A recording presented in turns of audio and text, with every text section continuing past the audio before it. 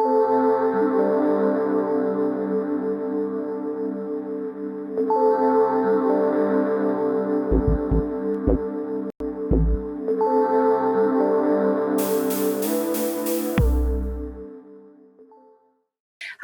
I'm Maya from Anteism Books. Today I'm happy to be in conversation with Amaranth Borsuk. She's a poet, scholar, educator, and book artist, and is currently an associate professor in the School of Interdisciplinary Arts and Sciences at the University of Washington, Bothell, where she also serves as associate director of the MFA in Creative Writing and Poetics. Today we'll be discussing the exhibition Books in Many Hands that Amaranth and I put together at the Anteism Project Space in Montreal, as well as talking about her most recent publication, the book 101 Definitions, which Anteism and the Center for Expanded Poetics have the pleasure of publishing. Amaranth, thank you for taking time to speak with me today. Thanks, Maya. I'm excited to have the conversation and really honored by the exhibition as well.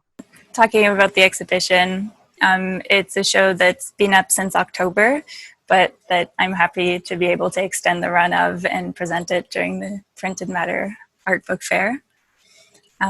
We had originally put the show together for Montreal's Volume Art Book Fair, and the programming for that fair was very much process-focused. And I think it's fair to say that one of the main characteristics of your books are the technologies that underlie them. Here I'm thinking specifically of augmented books or the use of artificial intelligence. And because of that, your works really feel like a great fit in that theme, and especially when we situate them in the history of artist books more widely. So we'll be talking about books that showcase some of the expanded possibilities of what a book can be. And I say that because physical books often and digital media are considered as wholly separate entities, but I think that in your work it's better to think of them in tandem. Yeah, I like to think of them as continuous technologies and rather than seeing them as diametrically opposed or assuming that a digital book form is kind of a degraded version of a print book form, or bemoaning the fact that electronic readers might replace physical books. I'm interested in looking for places where we can see the overlap between the two and see them in the context of a much longer history of the transformation of the book, which is something that I talk about in the book I did for MIT Press called The Book, which is the project from which the book 101 Definitions that Anteism is publishing came out of that context of having done that research. And when we were talking about putting on this show at the gallery, one of the things that I began thinking about in terms of this sort of body of work that you're showing is that it is all collaborative. And so that's one of the reasons for the title, Books in Many Hands, that's kind of a play on the idea of the sort of calligraphic book hand in which manuscript books were written, instead of a typeface, they were written in a hand.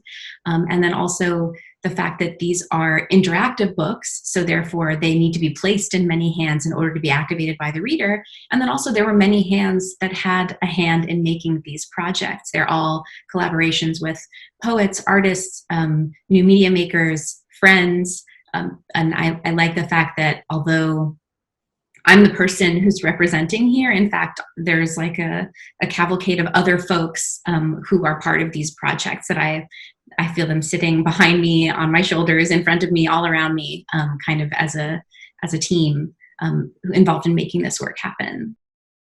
So the first thing that you see when you enter the gallery is this sort of programmatic generative work of electronic literature called Book of Dust. And what it's doing is it's generating imaginary books line by line. So phrases will pop up one at a time describing a book, what it's made of, where it's located and who its readers are. And that is directly using the structure created by Alison Knowles for her House of Dust in 1967, which it's one of the earliest works of generative poetry.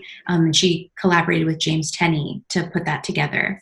And Nick Montfort, a good friend and collaborator of mine, re-implemented their code in the browser to create House of Dust in the browser. And so as he does, he makes all of his code freely available for continued alteration and manipulation. So I borrowed his code and changed the variables to make Book of Dust as I was in the process of thinking about my own relationship to books and their ephemeral nature. I think the idea of a book made of dust sort of is evocative of sand running through an hourglass, or Ozymandias, the statue in the sand that's like, this is all that's left. And as we're continually coming up against folks decrying the death of the book, it does feel to many people like the book is this evanescent thing that's about to disappear from our lives.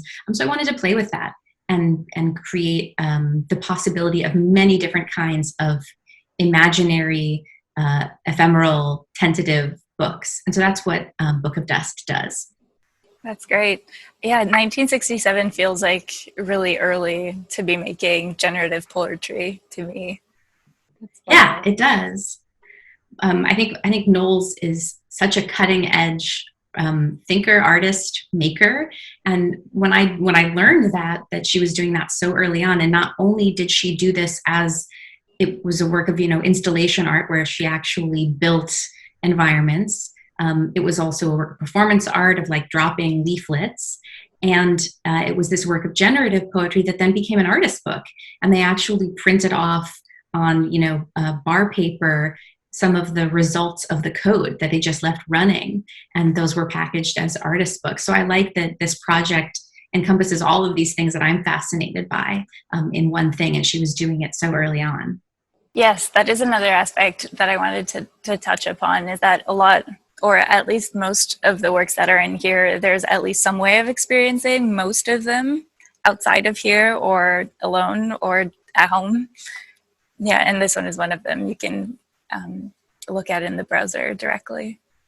Yeah, it's one of the weird things about digitally mediated literature is that it exists simultaneously in a place and in no place and in everywhere.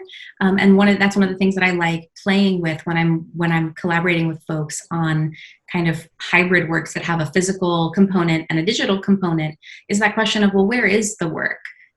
Which is something that Between Page and Screen really plays with, the fact that if you have the book for Between Page and Screen, you have the thing that launches the text, and yet it's illegible unless you also have access to a computer running Flash in the browser, and actually display your book in front of your webcam. And that's when the poems in that book appear.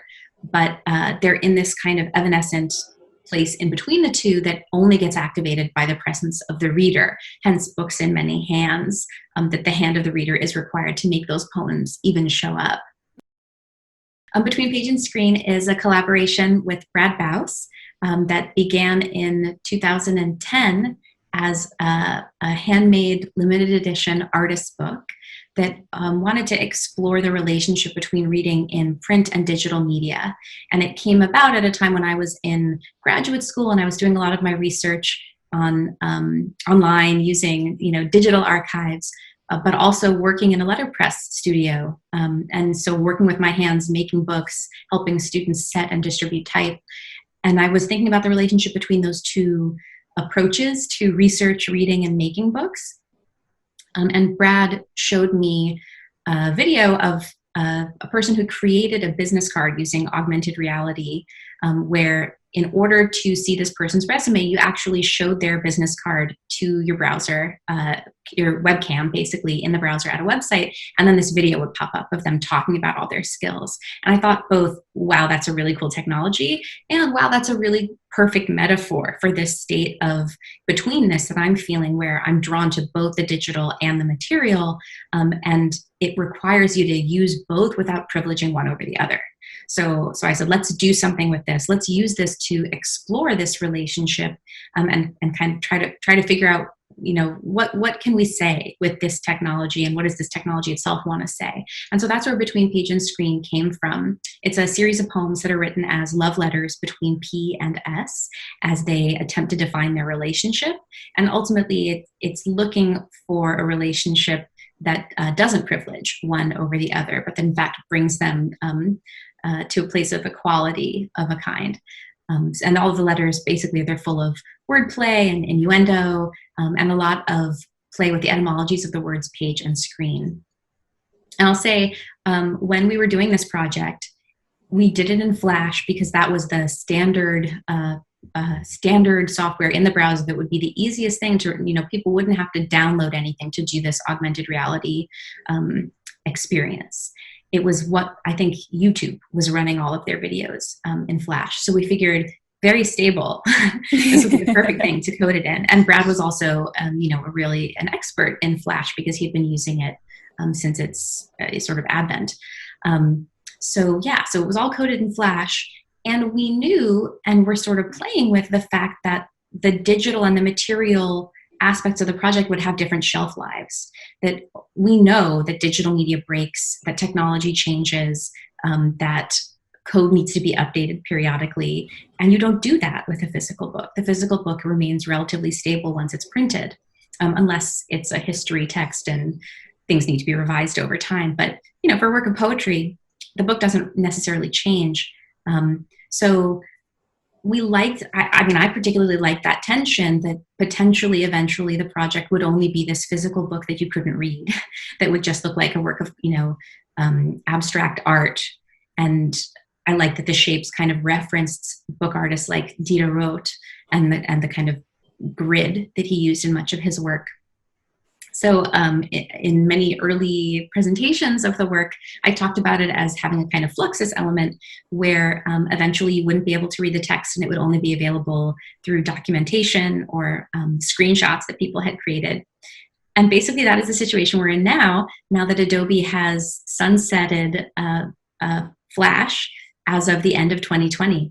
So not only did they stop supporting Flash, they have actively made people disable it on their own devices with these like super intense pop-ups that come up every time you open up your computer saying, uninstall Flash, uninstall Flash. Mm-hmm. So it's a funny situation where now what we sort of envisioned almost a decade ago has come true.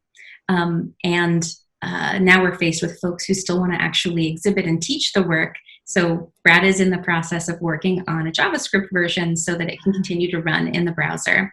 Also, the work was recently translated into Spanish. And, we want to be sure that folks who want to access it can still access it. But that tension, I think, is inherent in all of the works that you're showing, that because they use digital media, they're susceptible to breakage.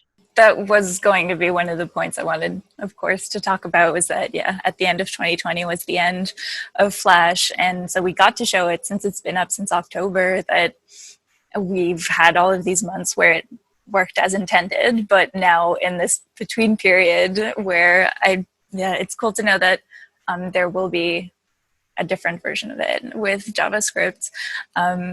But now we're in this between period where the only thing that we can show now is the letterpressed book, which is a wonderful object in and of itself, but indeed is now like this odd relic for the time being until it can be read again.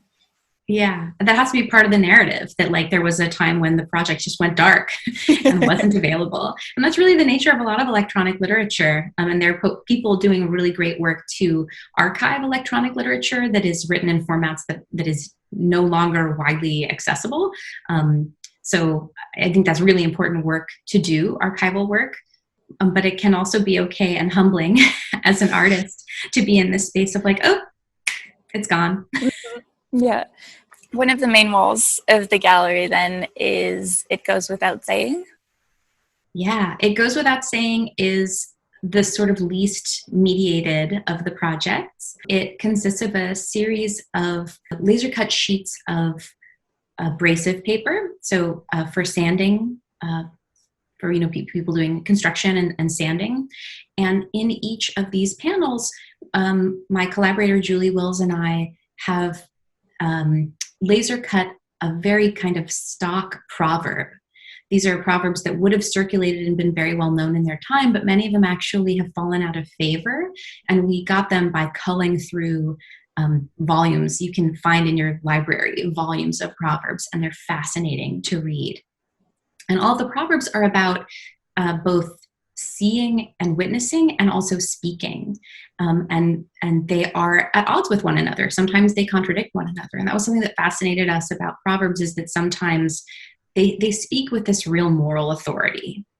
What cannot be cured must be endured is one of the Proverbs on display. And it sort of tells you, like, buck up. You can't fix it. You must endure it. And then you'll find another proverb that says exactly the opposite, like that make hay while the sun shines, right? Like it's up to you to get out there and do the thing. So we wanted to play with that elasticity of language, while also doing this work that we collaborated on in the context of an exhibition called Reclaiming Freedom, which Helen Frederick curated for Watergate Gallery in Washington, D.C., that was about human trafficking and wanting to raise awareness about human trafficking. And for us, we wanted to do a project that would address the role of witnessing and the ways in which we see things happening around us all the time, and many people don't know when to speak up and how to speak up.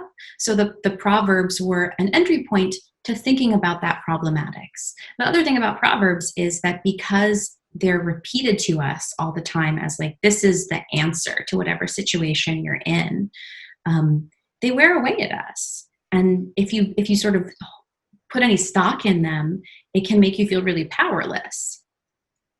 So that's why we chose to use abrasive.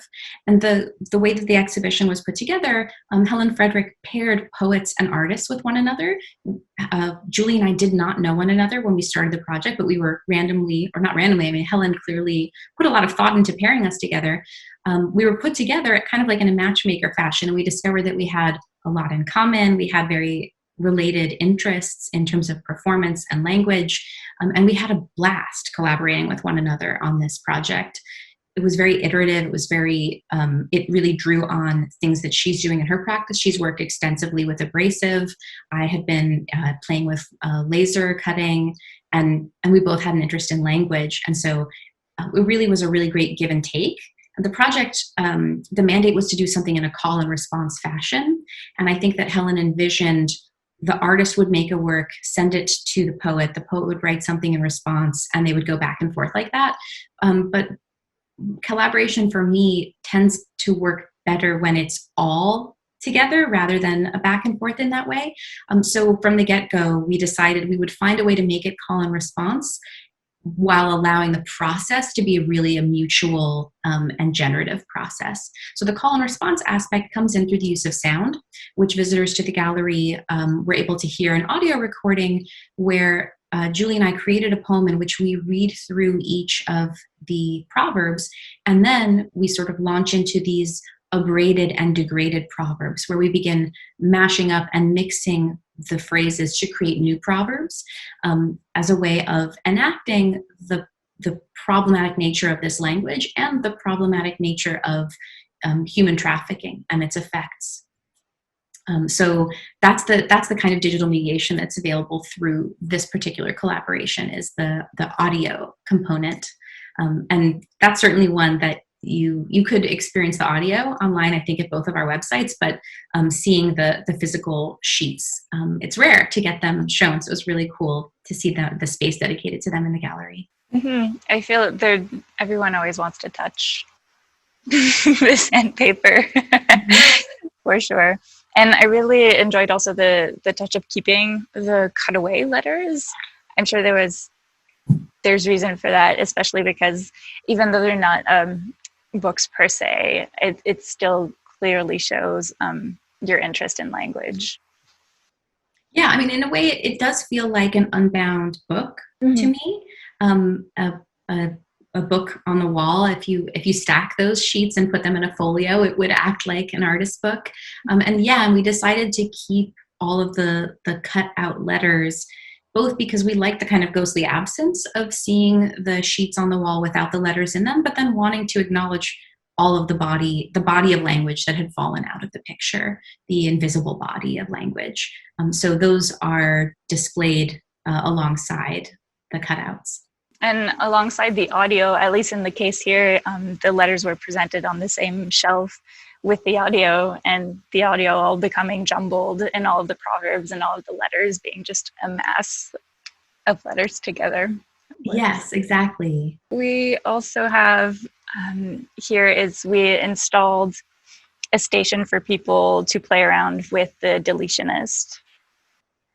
Yeah, the Deletionist is a direct collaboration with Nick Montfort and Jesper Juhl, where Nick and I both have a fascination with erasure poetry. And so Nick proposed that we do a kind of erasure generator together. And so the Deletionist is a browser-based bookmarklet that you install in your bookmarks bar in your web browser. And then as you're navigating the web, anytime you click on this bookmarklet, it will generate an erasure from the web page that you're looking at. And it uses a series of deterministic processes, basically, where it has a set of actions that it can do on a web page to generate poems, and it ranks them by interestingness, and it shows you whatever will present what it thinks is the most interesting result, and it will always deliver the same result on every web page.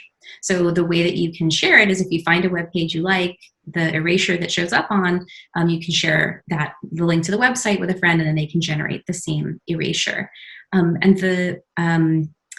We sort of thought of the Deletionist as creating a kind of alternative voice that is hidden within the World Wide Web, and that is unmasked, so to speak, by using this bookmarklet, because it's this network of text that underlies every page we read that then can be revealed just by clicking on this button. So that's why it's the Deletionist. You can think of, I think of the Deletionist like an entity or an intelligence.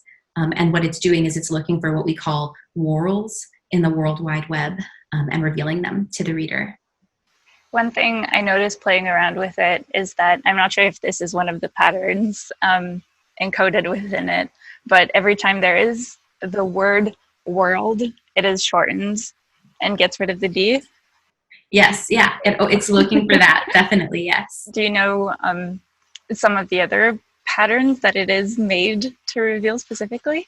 Yeah, we were thinking about what makes you recognize an erasure as poetry, right? And I'm guessing many people watching this have done erasure or are familiar with erasure, but basically erasure is a poetic procedure where a writer will take a source text and remove much of the language from it, leaving just kind of a ghostly network of words on the page. And they can do that by actually erasing, by painting over the page, as Tom Phillips did, by retypesetting all of the language onto a page so that everything else has disappeared, graying it out the way Jen Bervin does in Nets, her Shakespeare sonnets erasures. So there are lots of different approaches. And one of the things we asked ourselves is, so what makes us see the remaining text as poetry? And when we were going through the process of writing these formulas, basically, was we were looking for what are the codes of poetry. So like alliteration is a really common one. If you see a run of phrases that all begin with the same letter, or words that all begin with the same letter or sound, you're like, oh yeah, that's poetic. That sounds, I can hear that as poetry. So there are quite a few alliteration ones in there, and assonance as well. There is one that generates solfege, which is where you can see do, re, mi, fa, sol, la, ti, do, and it will create a kind of musical score on the page. What else is there? There's one that plays with punctuation as a reference to concrete poetry, where it will remove everything but punctuation marks. I think it's specifically periods and commas. And there are others to explore. And like all of the projects that Nick works on, you can actually look at our code, and we've described each of the different procedures. So you can see what it does, and you can add your own too, and give more fodder to the Deletionist and see what else you can make it do. That's great. I'll spend more time on it because I did not find all of those yet. Yeah, you really have to try different lengths of web pages. One thing that it's fun to try on is like go to Project Gutenberg and open up an ebook. Yeah. And there are certain things that can only show up if there's enough language on the page. And that is a thing that people can just do. It doesn't have to be in a gallery. Totally. Yep. You just go to the deletionist.com, you drag the bookmark into your bookmarks bar, and you're good to go. Abra is a collaboration with Kate Durbin and Ian Hatcher, and it is what we're thinking of as a born digital artist book. It was created through a grant from the Center for Book and Paper Arts at Columbia College Chicago, and what they wanted was artist books that would integrate a limited edition handmade book with a freely available open edition e-component for iPhone and iPad. So what our project does is it tries to think about the history of the book and the future of the book, and to create a situation where we think of reading in both digital and physical environments as a continuous touchscreen interface.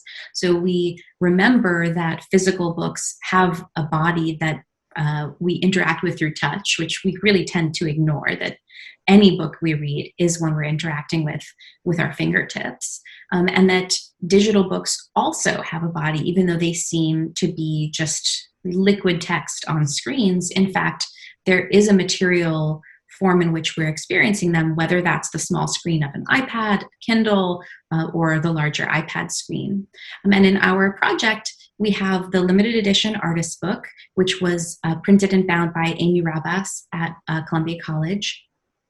It uses a number of different techniques to invite the reader to touch the surface of the page. So there's blind letterpress impression, where in order to read the text on the page, you actually have to run your fingers over its surface because there's no ink on the text. It uses thermochromic ink, which is heat sensitive. And so any text in the book that is gray can disappear if you run a hot hand over them, or a blow dryer, or if you breathe on those words. And then there are also laser cut openings that start out in the margins of the pages and gradually animate toward the center, creating an opening. And so those laser cuts let you see from one page to the page below. And then as you get deeper and deeper into the book, you start to see through this kind of pinprick opening, there's language that appears to be animating and moving on its own. And what you're seeing is an iPad that's been inserted into the back of the book that has the free app on it, where all of the same text that's in the book appears, but it starts to mutate on its own as soon as you open up the app. And so if you are touching the surface, then you'll begin touching through that opening, and you'll see that as you touch each word, you begin to deepen its transformations, and words can be both mutating on their own, but then also manipulated by a reader who, once you're in the app, you can graft new language in, you can erase words by running your finger over them or mutate them, and you can unlock a kind of host of magical abracadabra spells that will make unexpected things happen to the text. And we really wanted both the physical and the digital artifact to feel like a magical spell book. So the project is called Abra, a kind of reference to abracadabra and language that brings something into being. Yeah, that is one of the parts that I enjoy about it, is that it does have so many different iterations. The more precious, is it single edition artist book version? It was a very small edition, something like 10 or 12. Yeah, so the limited artist book, the trade edition, and then the free, widely available app. Yes, yeah, and I didn't mention there's also a trade edition of Between Page and Screen. So yeah, there is the trade edition, which plays with some of the same things that are happening in the artist book. So in the artist book, you have mutation happening a few different ways. On the pages of the limited edition artist book, you have poems that are essentially in two states on the page, where if you erased all of the gray text by heating it up, then you would have a poem written in black ink. And then if you let the gray text appear, then you have this kind of doubled text where you can read across the black and the gray. And then you have the animation that happens of the laser cut openings that move toward the middle, like a flip book as you're turning the pages, and the animation of the iPad. In the trade edition, it actually is like a flip book, where if you flip through those pages, you'll see an image, an illustration on the facing page that gradually grows and kind of reaches across the gutter into the text. And you'll see that the text is also doing a kind of helical dance and eventually crossing the gutter to enter into the image. And that was something that Kate and I were thinking about when we were first sort of working on this project, was wanting to make a book that pushed against the boundaries of the page, the boundaries between text and image, and the boundaries of authorship. A book that really wanted to kind of run away from either of us as collaborative authors and become its own thing. And when we were able to then collaborate with Ian Hatcher and do the really born digital version of this project, it could really begin to push away from us entirely and become a text that both has autonomy to mutate and change, and then really becomes the reader's text to alter and personalize in their own copy of that. Even the physical book, the artist book that we have here, clearly has traces of the touch, especially on the debossed text that doesn't have any ink in it. You can clearly see the finger marks of people running across it, which is just another invitation to touch, I feel. Absolutely. The invitation to touch maybe is central to the show that you've put together. And it says a lot that people even want to touch sandpaper, Yeah. right? That it feels like all of these are works that invite interactivity and they invite the reader's hand, as a reminder that all books do that. Whether you're talking about a trade edition or a limited edition artifact, and anyone attending the New York Art Book Fair clearly knows this as a maker of or lover of artist books, that touch is so inherent to the act of reading, and it's something that reminds us of the embodied nature of reading that we just tend to forget. And really, you can't. I think the people who are the most worried about the death of the book are the ones who don't actually, don't necessarily see that embodiment, that, or perhaps they even over fetishize a particular kind of embodiment of the book, and don't necessarily see how much of the book is a performance that happens between a reader and an object. And that performance is just going to look different depending on what the materiality of the book is. I guess that bridges greatly into the 101 definitions. It is a kind of sister publication to the book. As you said, it was it stemmed out of the research you were doing for the MIT book. Yeah. In the MIT book, the press was amazing to work with, and they have these beautifully designed books in the series called Essential Knowledge. And one of the features of those books are these pull quotes that appear throughout the text on black pages with, white text that really stands out. And I love that aspect of it, but I wasn't crazy about having my own voice kind of amplified throughout the text and shouting out at the reader, like, here's a great thing I said, I'm going to reiterate it in this way. And so I asked them, could I use that space to highlight other voices? And they said, absolutely. So as you're reading the book, periodically you'll come to one of these pull quote pages, but it's not a quote that appears in the text. It's a definition of the book provided by a scholar or book artist. And they're definitions that had been useful to me during my research process as I was thinking about what books can be and do. I think they let me have about 30 of those, and I had way more than I wanted to use. And I realized there were so many people who haven't necessarily published a definition like that I could find in my research, but who I'm sure would have had very interesting things to say. So as that book was in its kind of final stages, I began reaching out to artists, bookbinders, librarians, publishers, scholars, and just folks whose work inspired me and has expanded my thinking about the book. And I asked them, what is the book? How would you define the book? And I asked them to give me as concise a definition as they could. And I collected 101 of those definitions. And as I was collecting them, I shared them online, and sort of to try and amplify the fact that the book is a kind of conversation that we're having. It's not a stable definition. In fact, it is a changing artifact that grows through the vision and manipulation of many hands. And in order to kind of get, for me anyway, to get a bead on what a book is, or maybe actually get a read on what a book is, I need to hear as many voices as possible to help me see where it's come from, where it could be going, and what it can do. I don't think that my voice is necessarily the perfect authoritative one, and I liked being able to bring in those other voices. And when I reached out to all those people, I told them that I would make a chapbook and that I would send it to all the contributors. I didn't expect to have 101. I didn't expect it to get that big, and I didn't expect people to be as interested as they were. And so I'm super excited that the document series at this Center for Expanded Poetics and Anteism were interested in putting it out as a book that other people could read. So it's not just in this kind of gift economy of me making a little chapbook and sending it out to the contributors, but in fact, it can travel more widely, because I think there are some really fun definitions in there and really great voices that I would want everyone to see as they're thinking about how they relate to books in this historic moment.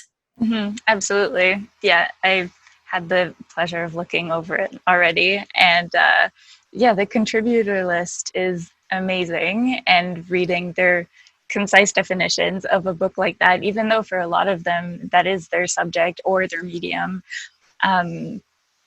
So it's something intimate to a lot of those people's work. So having their quick, concise definition feels really precious in that way. I feel like when you read it, I don't know, when I read those definitions, I think, wow, they put that so perfectly and succinctly. Like that's, it's impressive to me the way their language stands on the page. And I hope that anyone reading it might feel compelled to create their own definition and then share that. Because I think the book is an ongoing conversation, and it's in a state of continual change and mutation. So I would love to see another 101 definitions come out in response to these 101, which represent a particular sampling of people who I am connected with, or who other people have connected me with, sort of like, friend of a friend situation. It's certainly not everyone who could have been included. And so I would love to see more. Mm-hmm. I mean, I'm sure that in the future of this book, you will be asked, what is yours? Oh, it's so funny that, my definition isn't in the book. It's true. No, yours is nope, you're just the editor on that one. Yeah. Mm-hmm. I mean, because that project really is about showcasing other people's voices and suggesting that, like, I need to be pushed to the side a little bit. And it's, the definition is something that goes beyond the individual and comes through the chorus. Mm-hmm. So that's why my definition isn't in there. But when I give talks about the book, I like to say that the book is a portable information storage and retrieval device, a material form for the dissemination of text. I keep it pretty broad, but it's a definition that allows me to both include all of the various historic forms that precede the codex book, things like palm leaf manuscripts and papyrus scrolls, cuneiform tablets, myriad forms that predate the codex, as well as all the ones that come after and the digital book. It's a definition that allows those all to inform our thinking about what books can be and do. So that's why I like it. But it's not necessarily the only one or even the right one, which is why I wanted to gather together all those other voices. I especially liked reading through Elika Ortega's definition of the book, and then diving deep into the bot Carillon, which is phenomenal. Isn't that great? Yeah. Yeah. She wrote a Twitter bot that generates, essentially a continual manifesto by Ulysses Carillon, by seeding it with phrases from his writings about the book.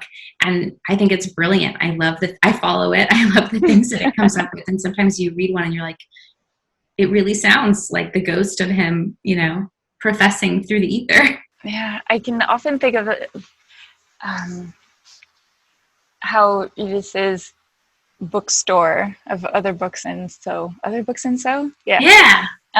Was sort of like his physical manifestation of everything he believed in as books. And I don't know if there would be a a present day counterpart to that, or different organizations that think of the book in these same or similar kinds of different or radical ways? Well, I mean, printed matter is definitely an entity that sort of is in that tradition of allowing for multiple approaches to bookmaking.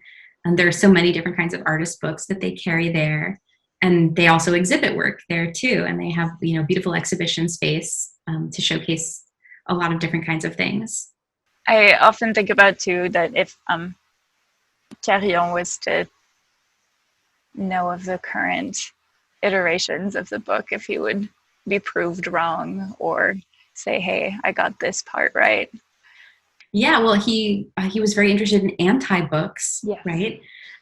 So I feel like he would find himself proven right on all counts, and that there's a way of reading his manifesto as very much in sync with the contemporary moment in which we are reading, both digitally and materially, and in which experiments in the digital are trying to be attuned to what digital media can do, rather than treating an e-reader, say, as a kind of liquid text interface. Playing with, well, what happens when you can use GPS locations on a reader's phone to change what they're reading? What happens when you can use the gyroscope to change the way text looks, or you can allow readers to actually touch their screen to interact with what's in their hands? I feel like a lot of that manifesto is prescient, and I have a feeling that I obviously didn't know him, but given the persona that comes through in the manifesto, the like bombastic, very, very self-assured tone, which obviously is a pose and is kind of tongue-in-cheek toward his literary audience. But given that, I kind of imagine that he would feel that he had come out all right in the end. Yeah. So how should we close then? Why don't we read some of our favorite definitions from the 101 Definitions book? That way, we're not giving me or you the last word, but instead we're expanding the conversation out. All right, here's one of my favorites. Indira Allegro writes, "The book is a time travel device, allowing us to slip into the imagination of a future mind." I also really like Barbara Browning's, "A book is a love letter to a dear reader who will never get it, but somebody else will." Anne Hamilton writes, "A book is where the far away meets the near at hand, the tea cooling on the table, the hard seat of the chair, the horn sounding outside the window." Superb and impressive collaborator Craig Dworkin says, "The book is the physical limit at which we give up trying to contain a concept." Bonnie Mack wrote, "A book is a place of knowledge exchange, and always more expansive than we imagine it to be."